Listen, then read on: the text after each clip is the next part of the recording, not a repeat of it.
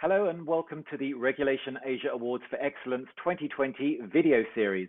I'm Elliot Gotkin. Now, back in December, I was lucky enough to host the awards, and there was one name that came up not once, not twice, but 3 times. That company is IHS Markit, which, as well as winning Best Trade Reporting Solution, was highly commended in the category for corporate actions and reporting and for LIBOR transition management. Well, I'm delighted to say I'm now joined by Struan Lloyd, who is Global Head of Business Development for IHS Markit's Global Reg Reporting business. Great to have you with us, Struan. How's it going? Elliot, thank you very much for having me. So, no, it's going really well. I mean, besides the COVID challenges, on a personal note, it's quite tough. But from a business perspective, it really has been booming. We're seeing the regulations not slowing down. So, really looking forward to the year ahead. Great. Well, obviously, on a personal level and on a business level, it's been very challenging for many people and many companies these past 12 months. But of course, at the same time, many companies have managed to grow tremendously throughout the crisis. But I want to talk about trade reporting to start with. Judges praised your platform for the way it integrates with other third-party trade confirmation platforms to help institutions capture more data and to help them meet their global trade reporting requirements. Tell us more about what it does. We've invested heavily in a global regulatory reporting solution, which really is an end-to-end trade reporting platform. So essentially, the value add to the client is that we're taking in data from multiple sources, whether that be the client's internal sources or external affirmation or trading venues. What we then do is we will take the data, we'll do the full transformation, the enrichment, and we will pass that on to the trade repository in their prescribed format. We also then provide the reconciliations, which is a key component of the trade reporting, to ensure the timeliness and accuracy of the reporting. All of this for a client is very easily managed on a single UI, and it really does ease their trade reporting BAU and obligational requirements. And how does this actually differ from other solutions on the market? Obviously, you're not the only one. So just curious to know what sets you apart from your rivals. We obviously integrate to our own platform. So MarketWire, as you know, is a commonly used affirmation platform for interest rate swaps. I think we have around 98% of the market that are affirming through our platform. So that particular integration is extremely tricky. We definitely feel that we have an advantage over our competitors in that space, but it's not just our own internal platforms. We have, as I mentioned earlier, the ability to pull data both from the clients and their vendor systems as well. The second piece is really around the robustness of our rules and determination engine.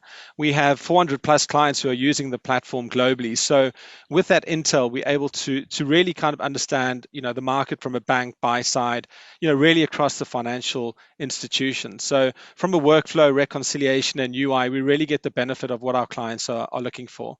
And then I think finally, in terms of IHS Markit being a sizable company, the industry and regulatory relationships that we have across our key jurisdictions and our global footprint really does add value to our clients. Of course, it's all well and good for professional judges to say nice things about your solution, but the proof of its power is very much in the pudding and the adoption of your solution in the market. What can you tell us about that, about the kind of traction that you're getting there? So as I mentioned earlier, we do have 400 plus clients, and this is not just an APAC, it's globally. Again, the segments of clients that we offer are from large institutional banks to private banks, to custodians, to corporates, pension funds, buy sides and retail brokers. So again, we have a real broad spectrum, and each of these client segments has a specific problem to deal with. So, not each client is the same, and the solution that we provide really does, cover the broad spectrum of clients that we report for. And again, really what we're doing is we're minimizing the cost to the client to do this reporting.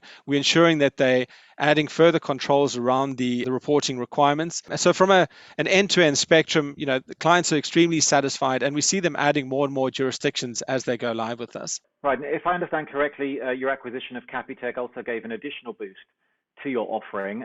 In what way did that improve your solution? Capitec, the acquisition of Capitec in January of 2021 was the second acquisition in the space of 12 months. So, We acquired Katina back in May of 2021, and this really shows the commitment and our investment into this business line. There really is an industry problem about getting this right, and we feel that the solution that we're building is really hitting the spot. So, not just the acquisition of Capitec, but they bring leading technology to IHS Markit, and also a great team of experts who really have been in this business for a number of years. So, adding to our existing team, and really the end clients will see the benefit. And Struan, how are buy-side firms tracking towards the upcoming MAS October reporting deadline? Generally, very, very well. We've seen a number of firms engage, with us quite early. There really is a big impact with the FX requirement. FX seems to be the asset class that really captures most of the buy side. So, buy sides that weren't reporting under the interest rate swap and credit requirement are now being caught in the MAS October deadline. That said, we still expect a number of clients to come in later on or closer to the October deadline, and we've certainly resourced ourselves in order to meet those latecomers to enable that they are meeting the October deadline. And outside of the MAS, what are the other upcoming regulations financial institutions should be looking out for in the region? Yeah, as I mentioned at the start of the call, the regulations really don't stop. So EMIR refit is really a large change for a number of clients, banks and buy sides and CFD providers as well. The CFTC rewrite in May of 2022 is a big lift. Obviously, in the US, you have the real-time reporting. A lot of firms have also written to FPML, which is an added challenge. There's also talk around ISO standards, which will obviously capture firms and require a significant build. In APAC, we are seeing ASIC have a consultation paper out, and that's progressing really well. UTI seems to be at the top of the agenda for that one.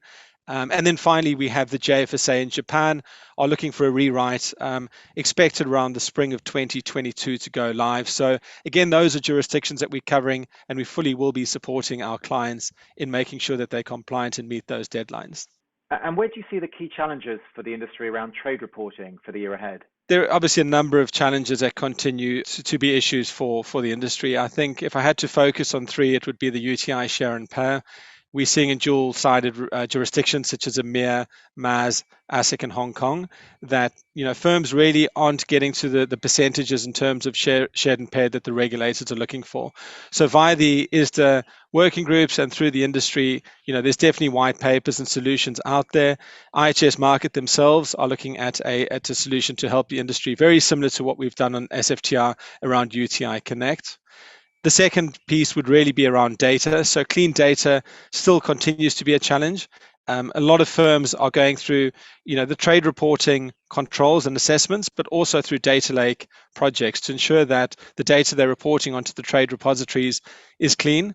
Because in the dual-sided regimes, it's key that you get your data right as your counterparty is reporting that. So there's a way that regulators and the trade repositories are able to see the bad data that's being reported.